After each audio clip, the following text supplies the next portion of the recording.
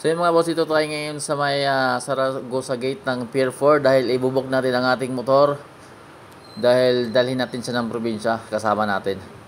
So yun, diretso na tayo sa may parking.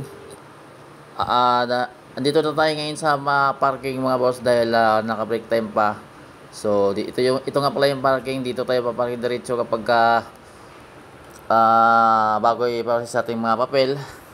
Habang pinaprocess pa dito yung parkingan,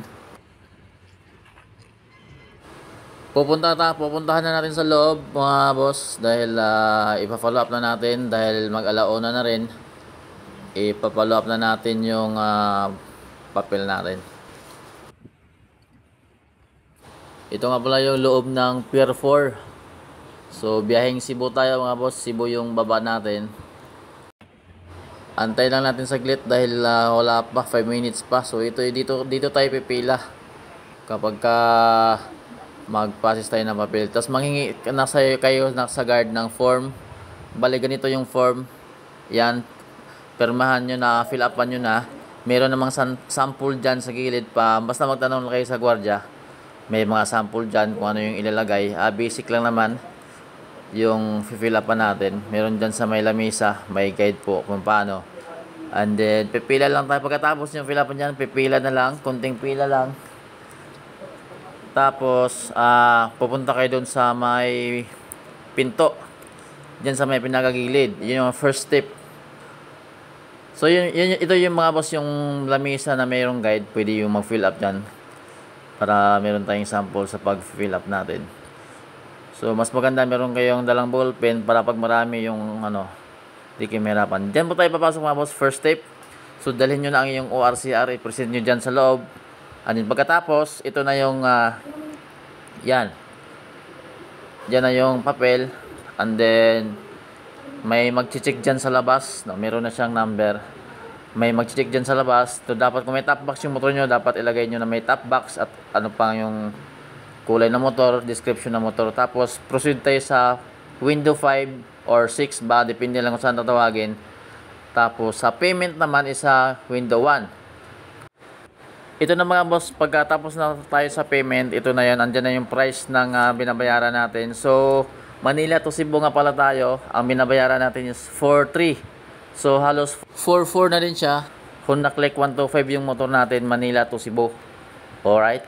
At pagkatapos natin magbayad mga boss sa payment sa window 1, makikita natin yung magkano yung binayaran natin. Kung napapansin nyo, balik nyo po ito sa guard. Yun po yung nakalagay na pupunta tayo sa Pier 16 sa may gate 3. Balik kukuha tayo doon ng PPA tsaka stamp, magpapastamp po tayo doon. Pero yung motor nyo naman pwede nyo pang gamitin, mailabas nyo pa naman, pupunta kayo sa Pier 16 para hindi na kayo mamasaya or maglalakad pa kasi medyo may kalayuan din. Pero kung gusto nyo na hindi na kayo mapagod at wala na kayong hassle, meron akong diskarte na ibibigay sa inyo. Doon sa may gate ng exit sa exit dyan sa may Pier 4, meron sila dyan. Yun nga lang daw, magbibigay ka daw ng merienda sa kanila. So kayo na lang bahala kung saan kayo para hindi na kayo maglalakad or pupunta pa sa Pier 16. Pero ako, ang ginawa ko kasi, talagang pupunta ako sa Pier 16 para ma-experience ko din yung mga ginagawa doon o saan pupunta. At pagkatapos natin kumuha ng PPA stamp doon sa Pier 16, babalik na naman tayo dito sa may Pier 4 para kumuha nitong nasa taas. Yung sa taas is yan yung tinatawag nila na gate pass. So balik tayo dyan sa Pier 4, doon yan sa may passenger. So papasok sa loob. And then wala naman yung bayad, so magtatanong lang tayo sa mga may marami namang guard doon. So yan yung pinaka last step natin.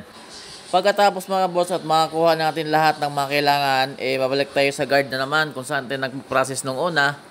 At yun, bibigyan nila tayo ng vest para ihatid natin yung motor natin doon sa pinaka-parking na kung saan mag-aantay na lang sa pitsa ng alis ng barko na sasakyan natin.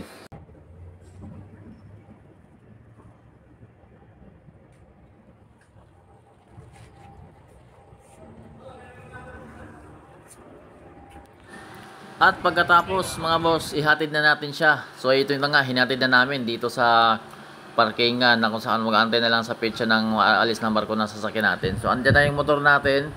Bali, tingnan na lang natin sa susunod na araw kung andyan ba rin or nakakarga na. Additional ano lang mga boss, no, additional info lang, no, kung meron kayong top box, wag nyo pong ibigay yung susi ng top box. Yung susi na lang, mas maganda duplicate na lang yung ibigay ninyo para just in case meron pa rin tayong hawak yung pinaka original na susi natin. At yun, sa mga first time pala no magsakay ng motor sa barko, so dito pala sa Manila Pier is 2 days before yung alis ng barko doon sa ticket niyo, 2 days before i-book nyo na rin yung motor niyo dahil pag hindi nyo na-book yan ng advance ng 2 days, talagang hindi ka makakasakay ng barko. Iyon po yung kanilang policy dito sa Pier ng Manila. So yun lang mga boss, sa require sa ano naman sa papilis ng motor. So syempre, basic lang naman requirements hinahanap sa ORCR natin. Xerox lang, magdala kayo ng Xerox. Magdala kayo ng extra copy dahil hindi na nila ibabalik yung Xerox na sinabit natin. Kung hindi naman sa'yo yung motor o binili mo lang na second hand, kailangan ng deed of sale. So yun lang muna mga boss na ngayon. Uwi muna ako dahil sa Bulacan pa ako. Then bigyan ko na lang kayo ng konting update pagdating na doon sa Cebu mismo kung paano po yung kukuha ng motor natin. So yun mga boss, dito na nga pala tayo sa Cebu, no, sa bumaba na tayo. So pagdating yung mga boss sa Cebu, hanapin nyo na lang agad doon sa parking or magtanong na lang kayo sa mga guard kung saan nyo po i-claim yung mga motor. At yun nga, hanapin nyo lang itong mataas na kulay. Ito po yung motor natin, no? Yung mataas na kulay container na kulay pink. Yun po yung office ng tagahawak ng motor natin. Pagkatiting.